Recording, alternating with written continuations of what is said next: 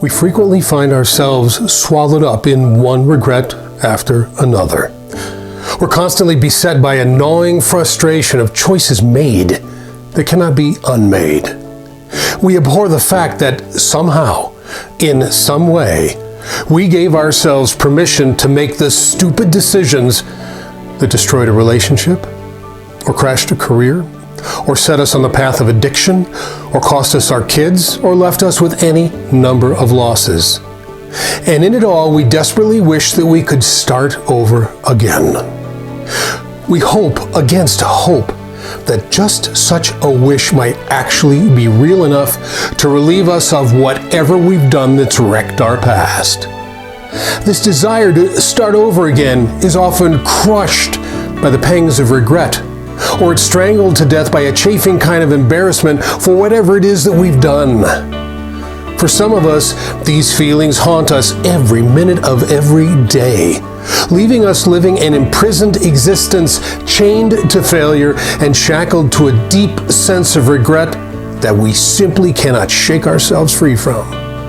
For others of us, these feelings show up at the most inopportune times, crushing us right at the very moment where we thought that maybe, just maybe, we could get a fresh start.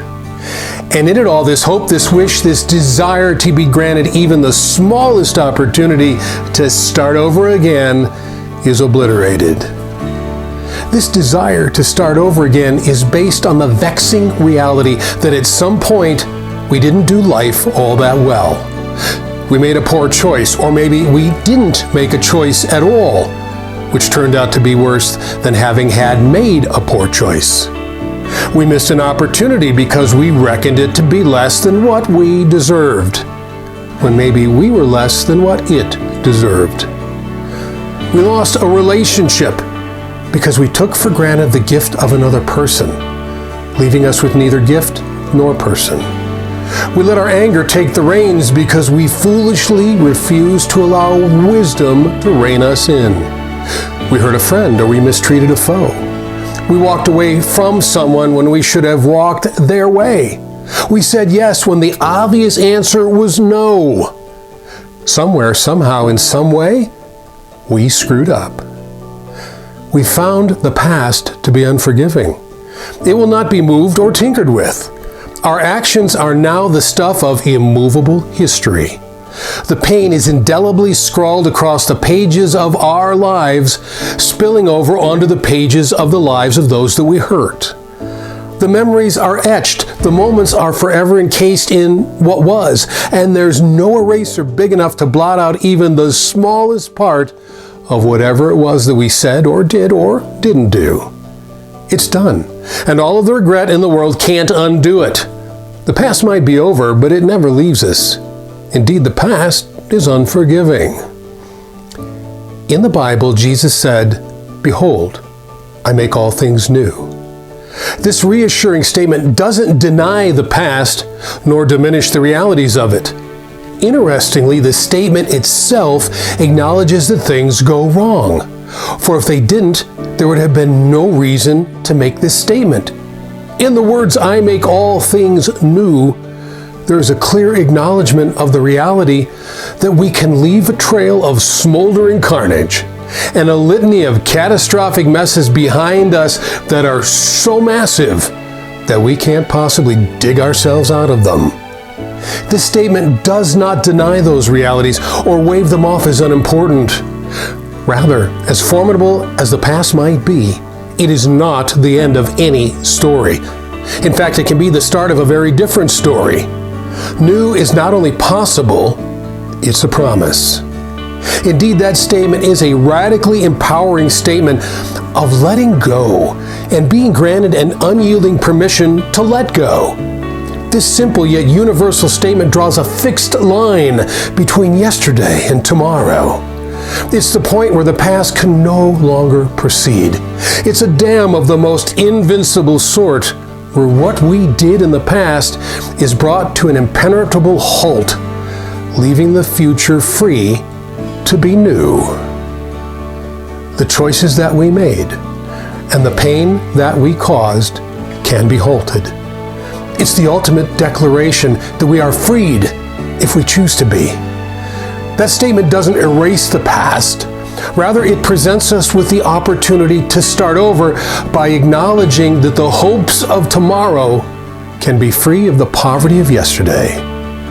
It's not the elimination of our past.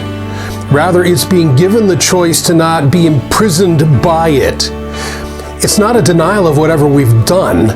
It's a recognition that the past is not so permanent so as to be able to reach up and out beyond the past unless we allow it. Regardless of how far we've fallen, or how old we've become, or how much time we've wasted, or how damaged we might be, or how little we might be left with, Jesus said, "I make all things new." This statement is rooted in fact, inundated with hope, rests on a promise, and is awash with all of the power that you will ever need to change everything. Things can be new, wildly new, unbelievably new. And such an audacious claim is actually possible. Because a promise of this sort is beyond your own ability to fulfill, we question it. We upend it by holding it up against the degree to which we can make it happen, or at least come alongside of it and help it happen. And in doing so, we somehow assume that it needs our help to actually work. We think that its viability is held in concert with our ability. As such, the promise becomes a fanciful idea instead of being unleashed as a rogue reality. Despite what we do with it, there is nothing that stands outside of or is untouched by this immovable reality. And our ability or inability to make it happen is irrelevant. It stands removed from us, but entirely available to us. The wrenching trauma of a divorce, the unrelenting heartbreak of children gone astray, the stifling confusion of a premature death, the onslaught of an unexpected disability, a career decimated, a friendship obliterated, a future wiped off the map, or a dream gutted before it ever had the chance to become anything other than an idea. I make all things new, he said. Therefore, life holds just such an incredible possibility for you and for me. Now, all of that may sound improbable, but that doesn't make it impossible. Life is not held to what we've done. It's held to what we can do. Things can be new if we're daring enough to believe it, and then bold enough to act on it. Things can be new if we dare to believe in the God who said that it can be new. Things can be new today, tomorrow, and forever. And that is the message of this Easter and every Easter.